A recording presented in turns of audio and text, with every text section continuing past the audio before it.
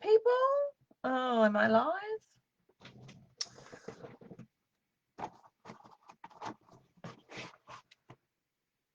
Come on, it's having to think about it. Hello.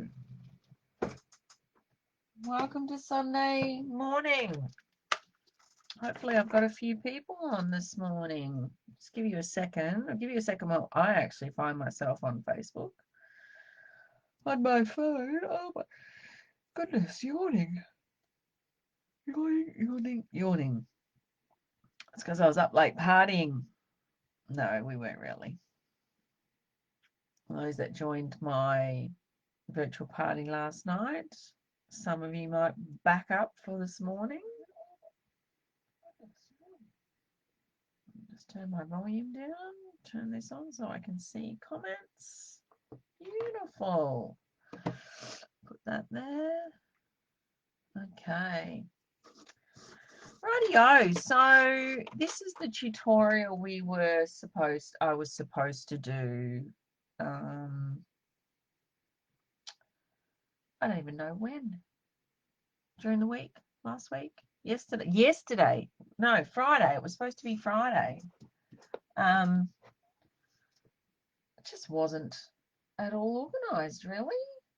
So I thought I'd do it this morning. So this is what's called. Let's see if we've got anyone on. No one's coming up, but anyway. I'm not going to get started just yet. I'm going to do a bit of a background. So this is what's called a split circle card. These were really big. So back when I started making cards about almost 20 years ago, these were quite big at that stage. Very retro. Great way to use up scraps of cardstock. And awesome for both female and male cards. And that's because you can customize the colors. So I've obviously chosen, and I did put a post up last night about choosing warms and cools for this particular card because I want this to be for a female. If you were looking at making it for a male, you could stick to a very neutral color palette, so grays, browns, or even some,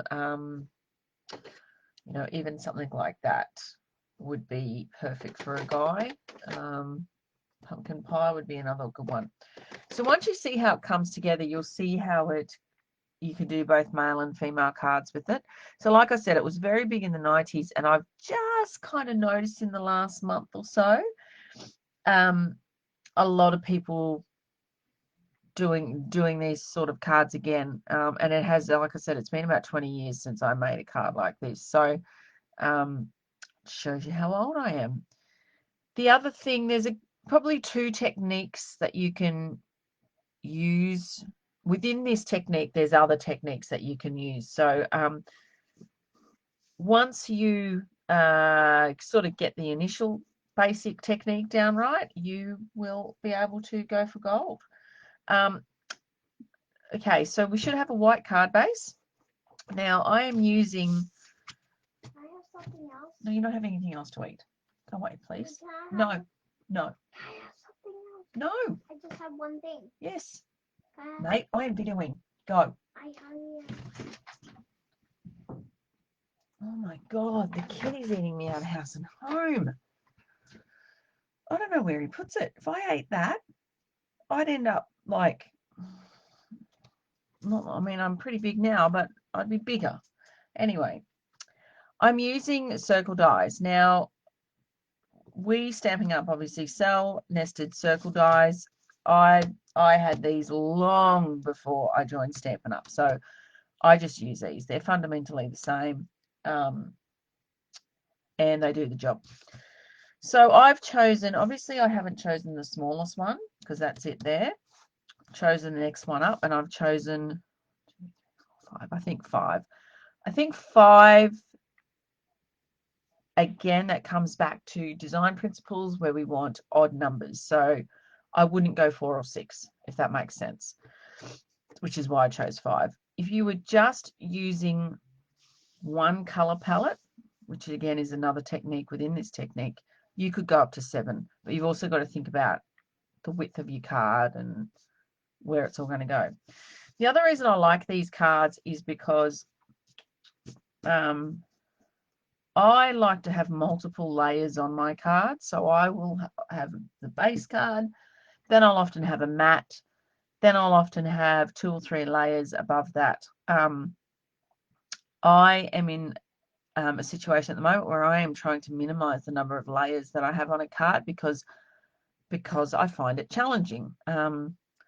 You know, so just to have either the base card or one layer above that. So I am using the thick cardstock because I just want that one layer for my card. If you are happy, you could put these on another white card and mount it on top. So I am just going to use, I'm probably going to sneeze because I've been sneezing all morning.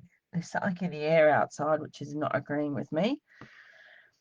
Okay, so let's take our warm colours. I have no idea what colour. That's terracotta tile, that's poppy parade, and that's cherry cobbler. Or maybe it might be merlot. I think that's mango melody, and I've got no idea. Maybe that's daffodil delight. No idea. Okay, so our warm colours. Oh, Dee's here. Hi, I just got your message, Dee. I was just about to go live. We actually want to adhere our circles in this way. Okay? So we're kind of doing it off to one corner and we want to stick them down like that. And we're going to do the same to our cool colours. Okay, so I'm going to go ahead. Look, I'm not going to get too, what's the name? I'm probably just going to stick one bit of tape across the middle because I want to show you how to do this. You could use glue, that's up to you. But you know, if you are, I'm actually going to start with that one, I think, and go down. Yes.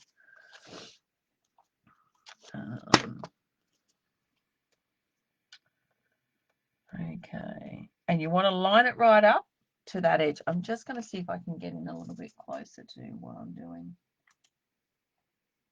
Just let me open my webcam program. I was saying to the girls last night, Ruth's here as well. Hi, Ruth. Are you going to open up? No, you're not. Okay, I'm going to keep going. I'll zoom in a second when I get that. Here we go. Oh, we're nice and close now. Okay, so you're just going to line up with that edge. And you want it to be as even top and bottom, if that makes sense, as possible.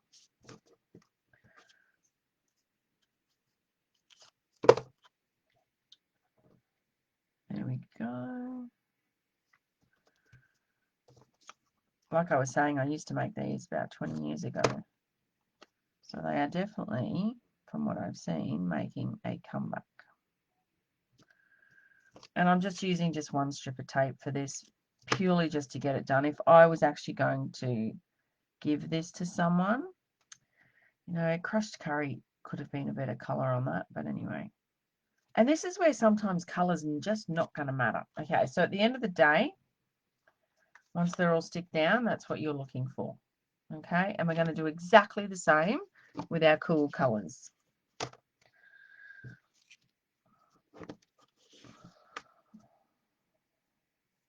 Yeah, I used to make these a lot. And I didn't even know the name of them back then, but apparently they're called split circle cards. So there you go. Great way to use up. Because I didn't even, except for my base card, I just pulled out all my scraps to do this with. So, okay. Again, you're going to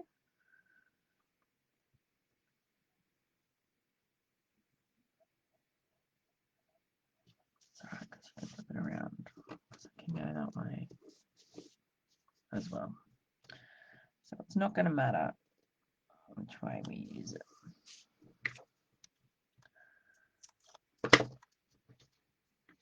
So I think I'm using Gorgeous Grape. Is that Blueberry Bushel? No, Pacific Point. Bermuda Bay, Coastal Cabana, and Granny Apple Green, of course. Okay. Next, what we need to do is either, and I don't know whether my trimmer is going to go through this, so I'm going to get my little guillotine as well. Oh, I've got 5 people. I definitely think weekends are better for my Facebook Lives rather than midweek nights. You just got to play around to see when everyone's kind of on, really, don't you? Next, what we're going to do is chop it in half, okay? And I'm just going to eyeball this.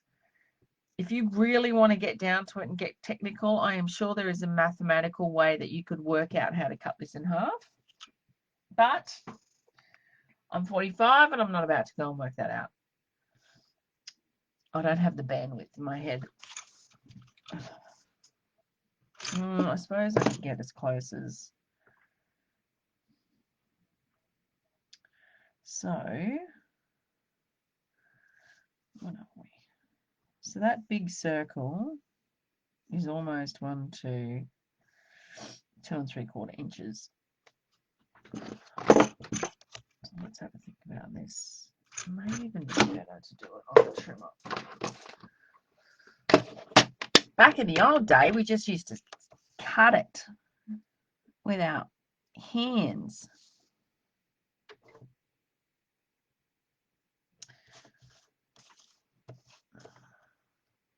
Okay, can everyone see that on my trimmer? You know what? I am just going to eyeball this and see how we go. Oh no, my trimmer did it. Did it do it? I'm going to cut the rest with scissors. As long as you get through those couple of first layers, you get a nice even mark. So that's what you end up with. Don't be too surprised if your trimmer doesn't go all the way through. You just want to go through those first couple of layers to give you enough to be able to get your scissors through. And then the same with this one. My kid is just... Oh, hang on. I'm going to go up this way.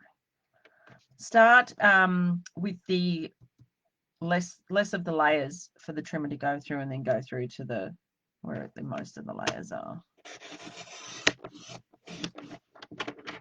I also think probably this is too thick for it to go all the way through.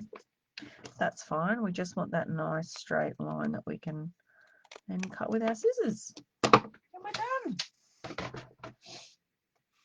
Okay.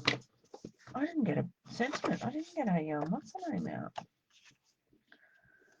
This could all turn into a hot mess, people. So what we've got here, can you see where I'm going with this?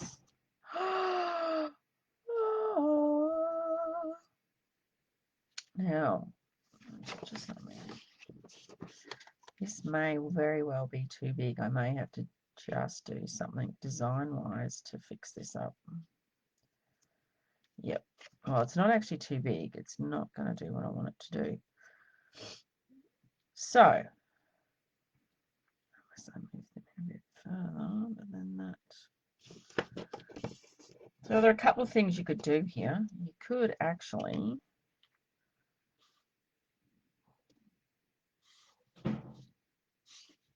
no. Okay, so that's what I'm looking for, is that type of thing. This, you could go something like that. Actually, in fact, that's how I might do it. But I'm going to quickly grab some black cardstock. It's not black.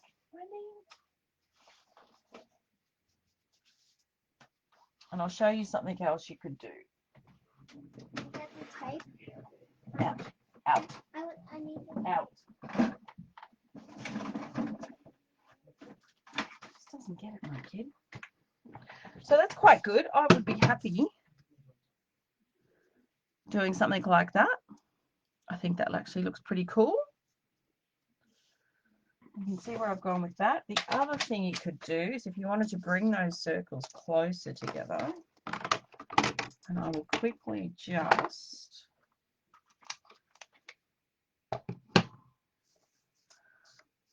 give you another alternative.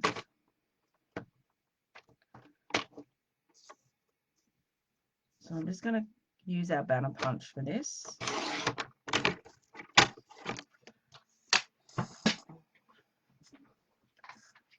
Okay.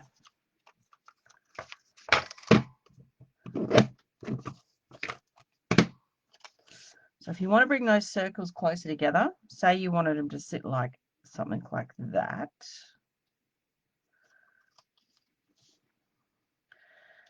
The idea with whatever you're using to stamp your sentiment on is you don't want it to be like that. Whilst that looks okay, I think it looks better popped up and underneath.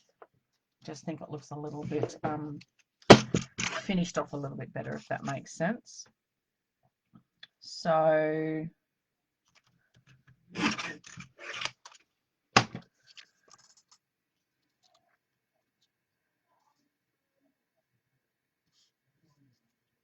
you could move that like that, and then that would be your card.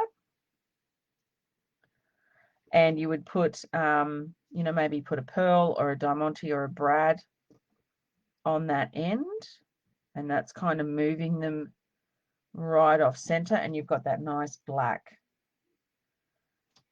piece to go over it. So that's one way you could do it. And definitely probably what I originally had in my head for this. But I'm actually going to do this way. I'm going to do that. I actually really like the look of that. So that's what I'm going to do. But I'll show you both kind of finished off. Let me grab a sentiment stamp set.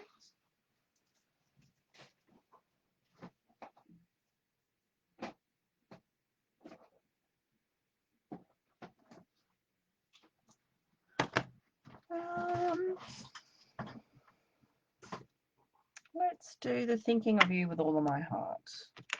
I realise I've actually never used that one, and it's stuck. There we go. Would I use black all the time in this style of card? Yeah, I would. I think white would be too. Black gives you a definite definition between the colours on the top and the colours on the bottom. So,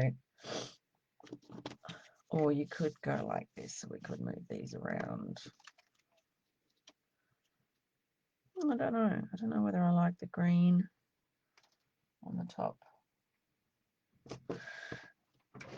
Sort that out in a second, people. Radio. And I'm going to use Versamark, and I'm going to use white embossing powder. Actually, you know what? I might use... No, I'm going to use white. I was going to use silver. I'm going to use white. So we know that we have to use our embossing buddy.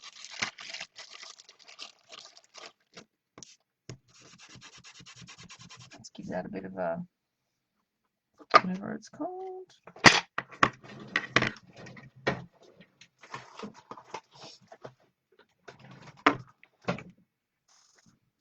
Okay, a bit of Versamark. Let's stick that in the middle. what was in the middle as we can get.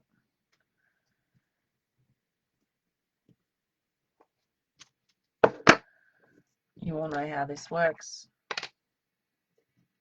Those of you who don't emboss very often, I don't emboss as much as I probably should.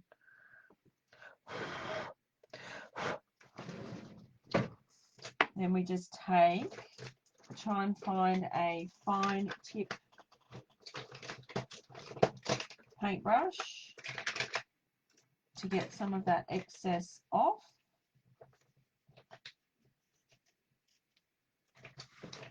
It's here somewhere.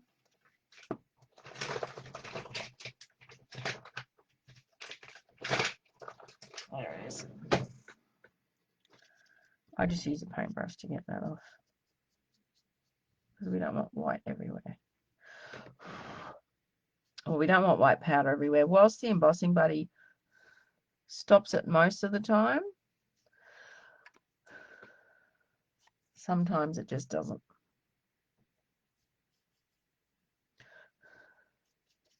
But don't let that stop you from using your embossing powder.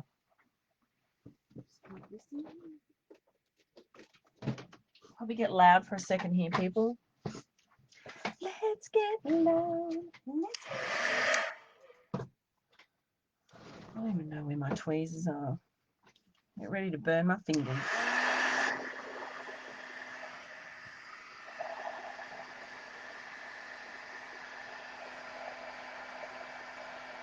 And the magic happens.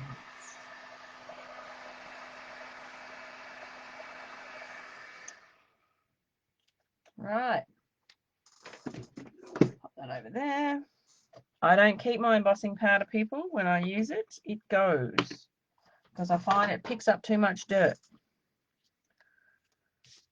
And then you end up with stuff in your stuff in your thing.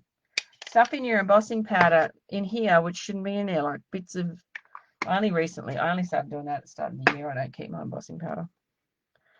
Righto. So, I am going to put that up top. So, I will put some, do I stick it? I am just going to stick it because then I'm going to put the sentiment on foam dots. So I'm just going to run, for the purposes of this, I'm just going to run one bit of tape along. If I was giving it to someone, I'd probably put a bit more. And I need to think about where it's going to go.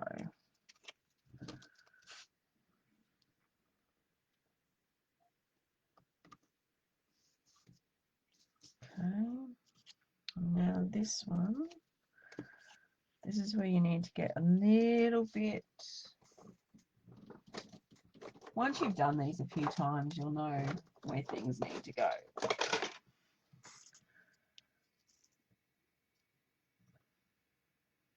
Just kind of mark where the bottom of that is. So then I know to put that up slightly. And then foam dot that one.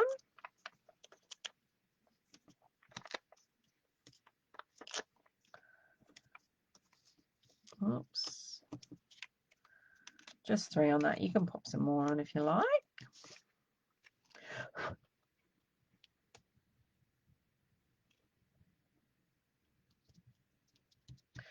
And then I would probably finish that off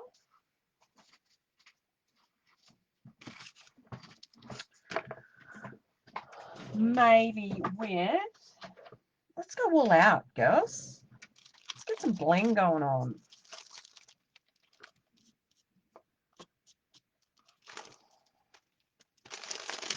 We finish with a little bit of bling, maybe some pearls.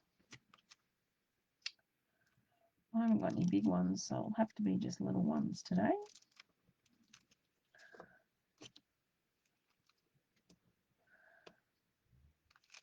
Has bling and we'll use it. Oh my goodness, Jamie's watching from my friend Jamie in Denver, Colorado. Hello, Dory. Oh my goodness. Because it's what? It's about what? 8 o'clock, 7 o'clock over there. So there's your card. How cool is that? So that is called the split circle card. And the beauty thing is you've got more to make another one. So I can't believe you guys are watching. That's awesome. So you've got enough to then